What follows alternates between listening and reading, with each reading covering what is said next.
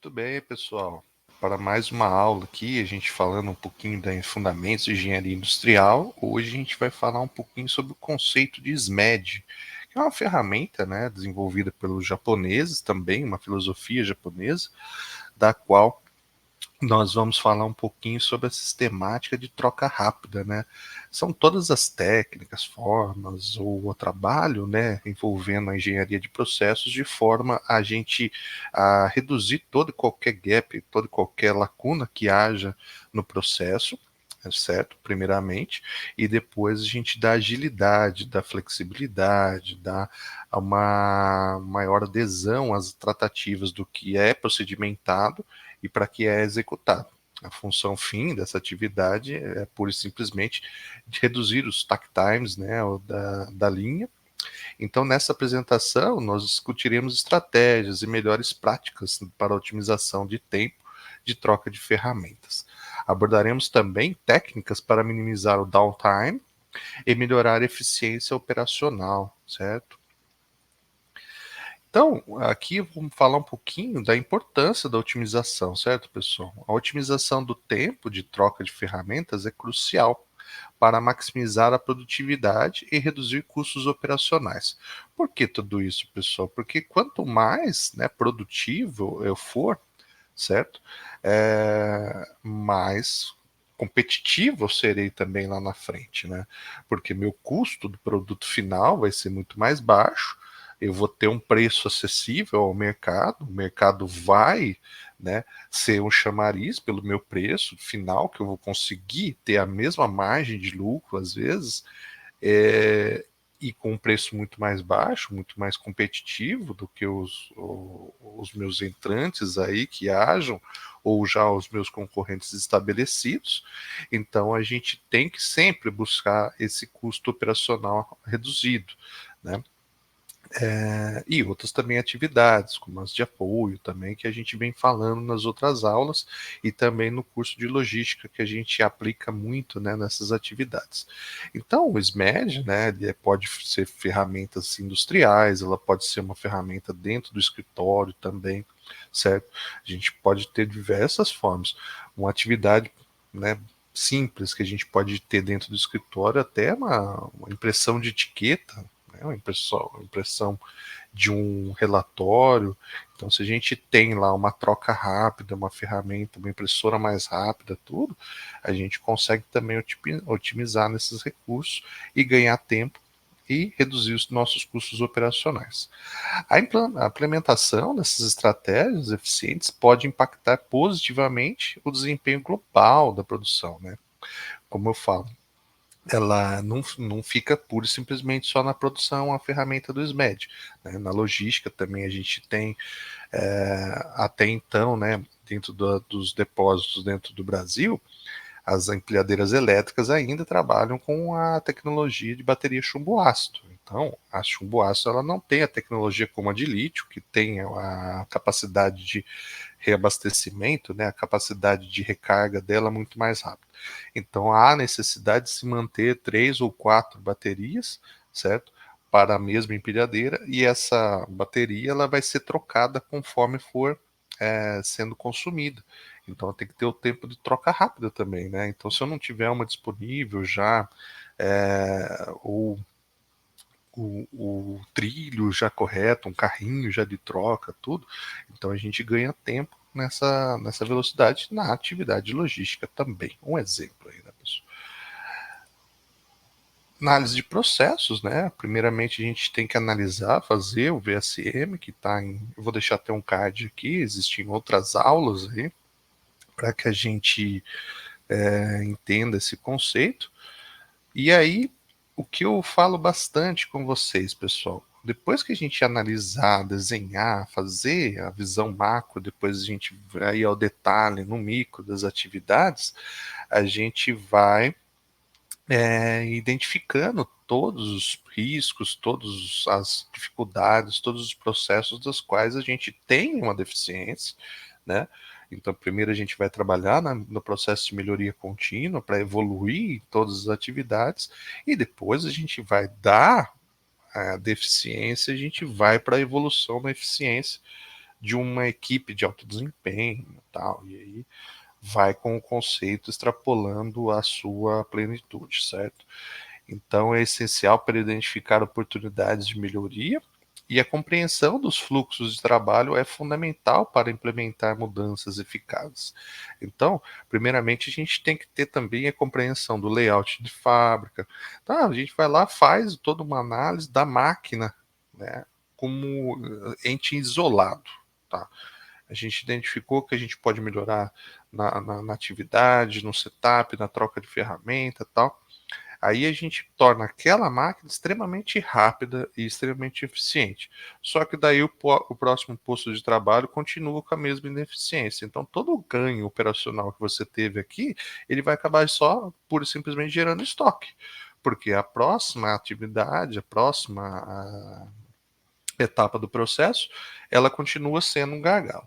Então, dentro das atividades, a gente tem que manter a linearidade do processo. Então, os ganhos operacionais, elas devem ser analisados como micro, mas anteriormente deve ser muito bem analisado como um macro também. Né? Primeiramente, faz o macro, faz o mapeamento de todo o processo e aí vai ganhando, fazendo os ganhos de escala, de forma a gente ter a perfeita compreensão do fluxo de trabalho para que a gente consiga ter ganhos, né, na operação como um todo, né? Não apenas em uma atividade, assim que não seria tão interessante. Outro ponto extremamente importante, né, que a gente tem que ter dentro do processo, para a gente ter ganho de processo, né, é padronização de ferramentas. Né? Não cabe mais na condição de hoje a gente manter vários tipos, né? Aqui, principalmente na rede pública, né? A gente tem bastante dificuldades nessa condição para a questão burocrática, da questão da licitação. Muitas vezes não se pensa, né, nessas atividades de padronização de peças. A gente tem muita dificuldade. Para um exemplo, na gestão de saúde pública, monitores de diagnóstico, monitores de atendimento, de acompanhamento do paciente. Aí a gente tem um monitor de cada marca, um monitor de cada tecnologia, e aí não se conversam os servidores, não se conversam as ferramentas, as peças elas não são facilmente trocadas. Então a gente tem que manter um treinamento aí assíduo de vários tipos, e aí a gente explode para as outras empresas também. A gente pode ter essa dificuldade e a gente pode ter esse tipo de problema. Então a gente tem que ter sempre, né, o processo de padronização de ferramentas, e ele pode reduzir e minimizar os erros também, né? Porque daí a gente pode, junto com a implantação das ferramentas padronizadas, também startar o processo de Pokayoke, né, que é a sistemática, o sistema à prova de erros. Então, se eu tenho, por exemplo, um gabinete lá de, de um servidor ou de alguma atividade eletrônica ou algum CLP, uma coisa, eu pego e pura e simplesmente eu tiro um e coloco o outro, né, da mesma capacidade, mesma portabilidade, tudo. Então é muito simples. Ah, tá no tempo de vida útil dele, às vezes ele nem apresentou um defeito, mas está na hora da periodicidade da manutenção preditiva dele, ou preventiva, já saca um, já põe o outro, já faz a manutenção. É muito simples, né? A gente criar essa sistemática, né? Então é tudo questão de gestão, acompanhamento, né? E aí a gente vai acompanhando e ganhando os tempos aí dentro dessa atividade. A utilização de ferramentas universais e simplificação dos procedimentos pode otimizar significativamente o processo. Então, dentro do mundo como um todo, nós sabemos que nós temos vários sistemas internacionais, aí a gente tem diferenças assim de voltagem, de tipo de tomada, por exemplo, né, que a gente tem dentro do nosso país, o Brasil, da China, a Austrália, os Estados Unidos, a Inglaterra. A gente tem até divergências aí, né, de forma de dirigir, né, países, né, ocidentais, né, na maioria do mundo, nós dirigimos do lado direito, já os provenientes da cultura inglesa dirigem do lado esquerdo, né, exemplo da Inglaterra mesmo, né, a, os países do Reino Unido, a Austrália e tal, eles dirigem do lado esquerdo. Então, a gente tem essa divergência aí, então tem que ter um certo padrão, certo? Aí, por exemplo, imagina quem está produzindo para a direita, depois produzindo para a esquerda, então já vai ter uma certa necessidade de otimização desses recursos. Tecnologia e automação. A tecnologia e automação desempenham um papel fundamental na otimização do tempo e troca de ferramentas, certo? Então, quanto mais nós tivermos aí a tecnologia aplicada, a automação envolvida nesse processo, nós vamos ter ganhos exponenciais dentro das atividades. Porque o algoritmo vai enxergar, né, os possíveis gaps já de forma automatizada, vai nos dar as opções, né, para tomada de decisão mais assertiva. Então, tudo ajuda, né, no tempo e atividade. A implementação de sistemas automatizados pode reduzir o tempo de inatividade e aumentar, por consequência, a sua eficiência, certo? Outro ponto que é extremamente importante, que está muito em voga também na questão, né, da evolução da indústria 4.0, nós vamos entrar na indústria 5.0, que vai pensar muito nas pessoas, nas atividades, né? Porque se pensa muito, né, nos ganhos exponenciais com automação, tecnologia e tal, mas aí também tem que pensar nas pessoas, porque se a gente exaurir os empregos, aí quem que vai consumir? Né? Os robôs vão consumir o que eles próprios. Então a gente vai voltar até a teoria do caos da Skynet, né, que as máquinas vão dominar o mundo.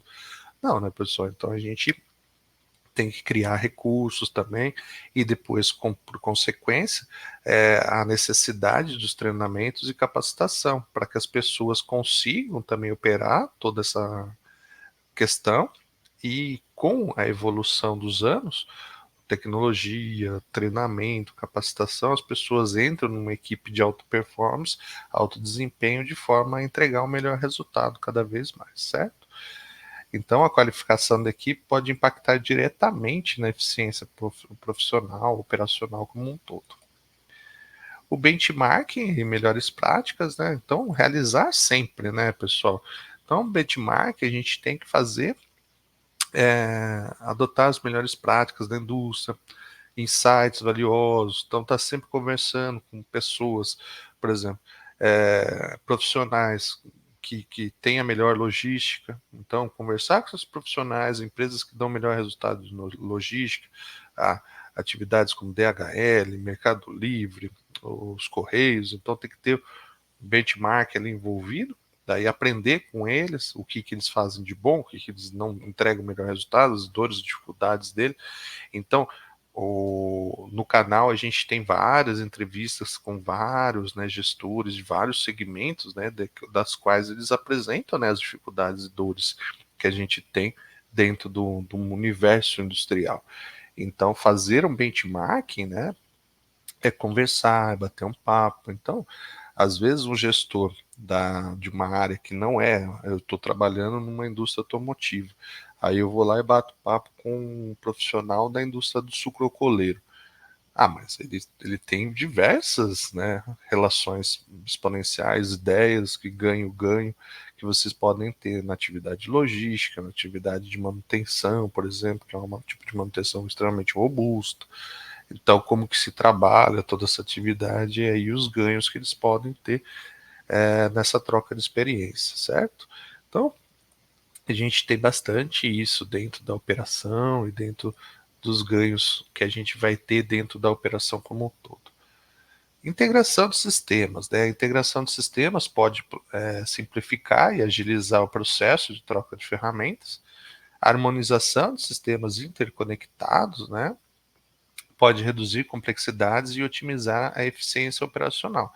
Então, aqui na escala de valor, quando a gente já está, né, no mundo totalmente automatizado, onde a gente já tem né, as máquinas aí dominando toda a estrutura, e aí a gente precisa que essas máquinas se conversem. Né? Então, como eu estava falando, às vezes você tem uma máquina extremamente eficiente e outra B extremamente eficiente, mas elas são de montadoras diferentes ou fabricantes diferentes e elas não têm um sistema operacional que se converse.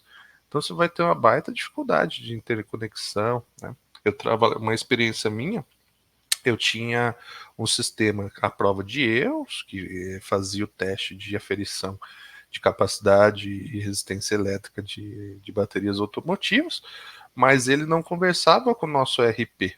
Então, o que a gente poderia jogar toda essa informação para dentro da rede, por não ter uma interconectividade com as informações, com os softwares de ambos as atividades, a gente não tinha um ganho operacional. Né? Então a gente tinha um banco de dados ali de todos os testes, mas eles não se conversavam, né, com a atividade de RP da empresa. E, por exemplo, a partir de se tivesse uma interconectividade, a partir do ponto que era emitido o laudo de aprovação da bateria, gerava um estoque, né, um saldo no estoque. E aí a gente resolvia até uma atividade de inventário, né, das atividades operacionais. Então, aqui um exemplo, tá, pessoal, para que vocês tenham aí de como funciona essa relação dentro do SMED. Métricas e avaliação de desempenho, então, se a gente cria toda essa condição, a gente precisa ter métrica para a gente ir acompanhando. E aí a gente retoma, né, as outras aulas que a gente comentou, falando de Kaizen e tudo. Então, para a gente ter o SMED, a gente tem que acompanhar um processo, tem que ter métrica esse processo, e aí a gente vai tendo ganhos de escala e vamos acompanhando como que estamos realizando e como estamos entregando esses resultados.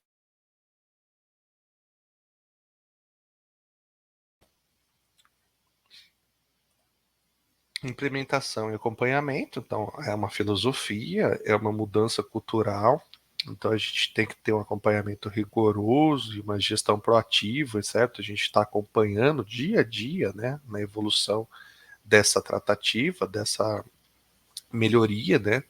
Ou que a gente não tenha ganho, a gente já vá trabalhando com essa ferramenta de tal forma que a gente ganhe nesse processo sempre. E esse processo seja evolutivo, sempre numa escala exponencial. Beleza?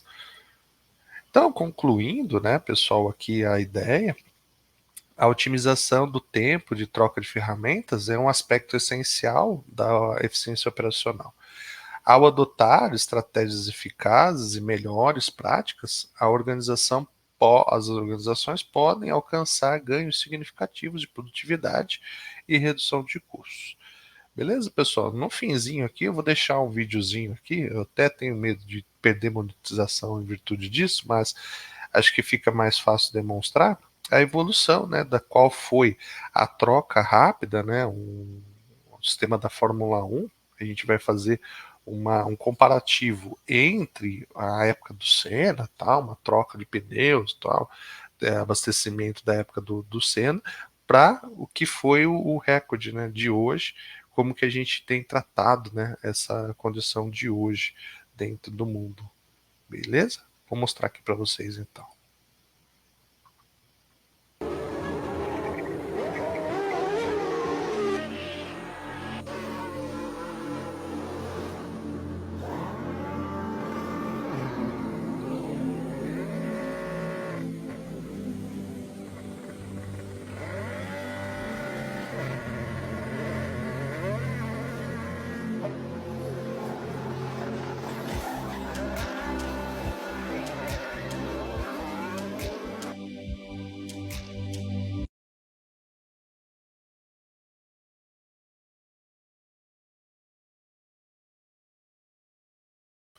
Perdão, fiquei com o microfone fechado.